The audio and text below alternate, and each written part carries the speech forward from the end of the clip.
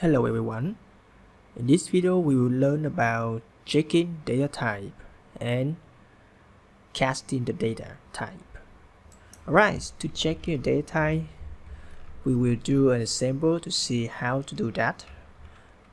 So try to create a full name variable with a type string and assign a value for it, maybe Jade, and then to check the data type for this one, you can use the type of keyword. Okay, so we can try to print the type of full name into the console to check what is the data type of the full name variable. Okay, so because this is a very simple example, so we can see what is full name.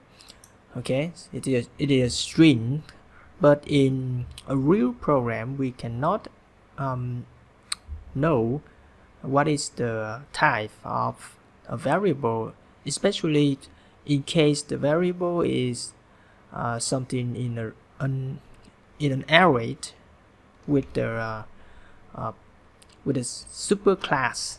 Okay, so let's run.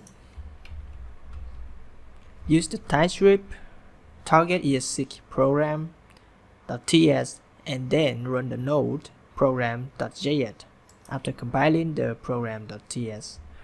Okay. Alright, you can see here we have a text string. So this is the type, the data type of the full name. Alright, let's do more with maybe variable name emails. Email is a boolean, so I'm not assign the data type for it. I just assign a value for it, like this, and an age equal new number, maybe 20.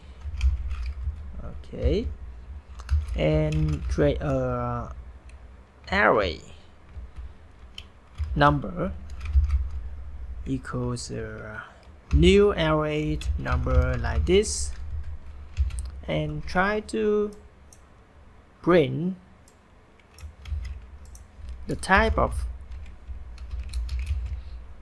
Okay, first is the email, then is the age, and finally is the array number, and run. Alright, you can see string, boolean, object. Okay, object. So because we use a wrapper class. Wrapper class is an object. So we see the object here. And now we move to the data type casting.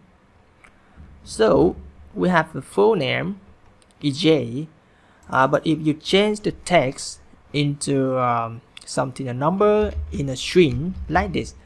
So if you want to cast this one, this full name, to the age, how we do that? Age is a number. Okay, so we can use this one, but first you cannot do something like this. Okay, you can see the age is the number, so the type string is not assignable to the type number. So to cast it, we can use the arrow symbols. First is the number, and then is any. Okay, first we need to cast the full name into an any data type, and then from any we can cast to the number, like this. Alright, so let's run it. Here I will print the age first to see what happened with the age. Alright, you can see we have 23 here for the age from a string 23 like this.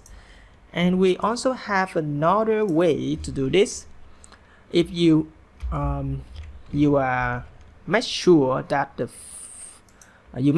full name is a number, so we can use the method inside the number wrapper class, the method named parse integer, and receive a string for the parameter.